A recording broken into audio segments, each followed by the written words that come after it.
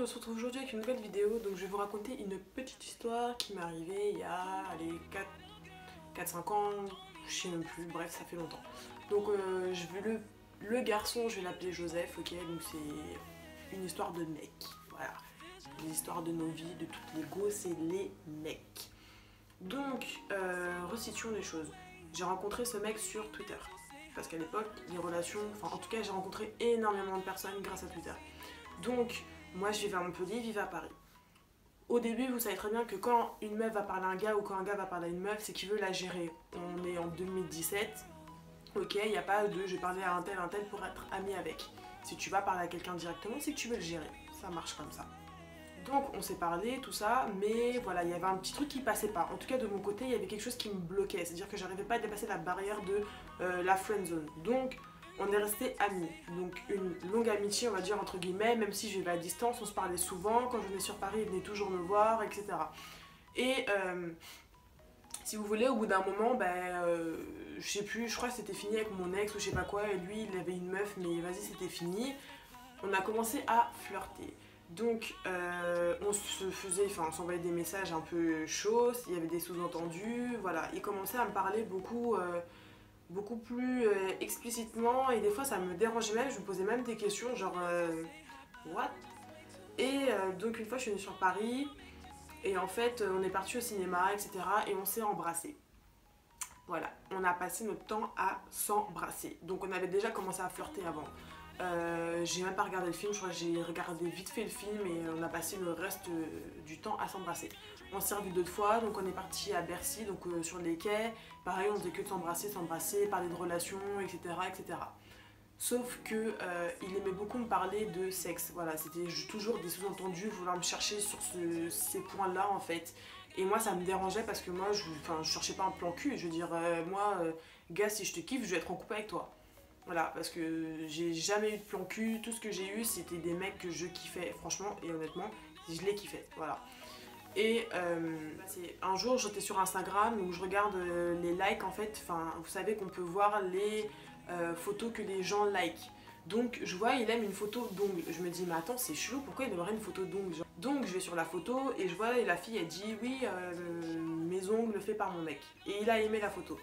Donc tout de suite, il y a une alarme dans ma tête qui sonne, c'est chelou. C'est chelou, c'est chelou. Donc, je vais sur le profil de la meuf, je regarde et tout, je vois toujours qu'il like ses photos, qu'il met des commentaires, etc. Et je crois bien, je me rappelle même plus, il y avait une photo de lui et elle. Donc là, j'étais choquée. Non mais je vous jure, genre, je défilais le profil et je me disais, mais c'est pas possible, il peut pas m'avoir menti, il m'a dit qu'il avait personne. Donc, ma pote, je lui dis, elle me dit attends, j'allais parler à la meuf, on va voir et tout. Non, non. Elle allait parler à la go et au final, la fille dit qu'ils sont en couple depuis 2 ans. Donc je me rappelle qu'à l'époque, il sortait avec des meufs, c'est-à-dire que pendant qu'il était avec elle, il sortait avec d'autres go. Je sais même pas, je crois, il sortait avec une blanche ou je sais plus quoi. C'est-à-dire qu'il trompe. En tout cas, bref. Et donc, elle lui a dit, à la go, elle lui a dit, oui, ton mec il est pas sérieux, il embrasse ma pote et tout, nan, il lui parlait de relations, etc. Donc la meuf, elle était choquée, tout ça, je pense qu'ils ont dû s'embrouiller, hein. Mais moi, en fait, si vous voulez, c'était pas il m'a trompé, c'est un connard, c'était mon pote qui m'avait menti, c'était mon pote qui me prenait pour une conne, en gros, c'est même pas entre guillemets, c'est clair et net. Donc, c'était sur ce point-là, en fait, je me suis sentie vraiment trahie et j'allais pas bien, genre je me rappelle encore de la sensation que j'ai ressentie sur ce canapé bleu en velours là, parce que je me rappelle le sentiment que j'ai eu quand j'ai vu ça et j'ai vu les captures d'écran, je me suis dit c'est pas possible, il peut pas m'avoir fait ça en 2 ans d'amitié, il ne peut pas m'avoir caché qu'il avait une go depuis tout ce temps, surtout que je courais pas après lui, il aurait pu tout me dire, j'étais genre je racontais rien à personne, j'étais vraiment genre une meuf sur qui tu peux compter, tu vois. Et je me suis dit, si je peux pas le laisser passer comme ça, je lui ai fait un message. Le message, il était long. Et je lui ai dit ces 4 vérités, tout ce que je pensais. Je l'ai insulté et il n'a jamais répondu. Il n'a jamais répondu. Donc je sais même pas pourquoi il a fait ça. J'ai jamais d'explication. Je n'ai jamais rien eu. Et je crois qu'il n'y a rien de pire que une amitié, une relation qui s'arrête et tu n'as aucune explication du pourquoi et du comment. Franchement, j'étais pas bien. J'ai pas fait de dépression, mais j'étais vraiment mal. J'étais vraiment très très mal.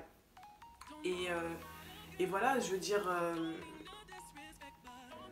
même quand j'y pense et tout, enfin, ça me fout la haine. Enfin, ça me fout pas la haine parce que depuis j'ai grandi, j'ai mûri et de toute façon, lui, il est dans une case très loin, loin, loin. Il est même plus dans ma tête, bref. Mais sur le coup, ça m'a fait tellement mal et je l'ai recroisé plein de fois parce qu'après, il a commencé à devenir ami avec des potes à moi. Donc ça fait que je voyais souvent sa tête, tout, nanana. Et en fait, voilà, tout ça pour dire que le mec, c'était un Congolais. Oui, je vous ai pas expliqué comment il était. Donc métis, voilà, grand, très très grand, basketteur, bien fait, beau gosse, vraiment beau gosse. Vraiment le mec, tu le vois, tu te dis, très doux, vraiment très doux. Mais c'est un Congolais. Tous les Congolais que j'ai eus, j'étais dans la merde. Les Congolais, je vous dis, évitez-les. Évitez-les comme la peste. Il y a certaines origines en Afrique, bon, même s'il ne faut pas faire de préjugés, il y a des exceptions partout, hein, tout le monde trompe, hein, toutes les origines trompent. Donc, en tout cas, les Congolais, c'est une chose sûre, vérifiée, toutes les filles peuvent vous le dire, ne cherchez pas un Congolais. En plus, un Congolais BG, faut savoir le gérer. Moi, en tout cas, je ne veux plus entendre parler. Congolais, je ne veux plus entendre parler du tout. Et voilà, tout ça pour dire qu'au final, suivez votre instinct. C'est dès le début, je savais que je voulais pas être avec lui. J'aurais jamais dû dépasser la frontière de l'amitié, tu vois. Et c'est un truc que... Enfin, je vais même pas regretter parce qu'au fond, il me mentait. Donc, c'est un bien pour un mal. Mais voilà, tout ça pour dire que... Écoutez votre instinct. Vraiment, une go, quand elle se dit quelque chose sur un mec, c'est que c'est vrai. Voilà. Voilà, j'espère que ma story elle vous a plu. Si vous aussi ça vous est arrivé, n'hésitez pas à me partager vos histoires ou ce qui s'est passé dans vos vies. En tout cas, je vous fais des gros bisous et on se dit à la prochaine. Salut!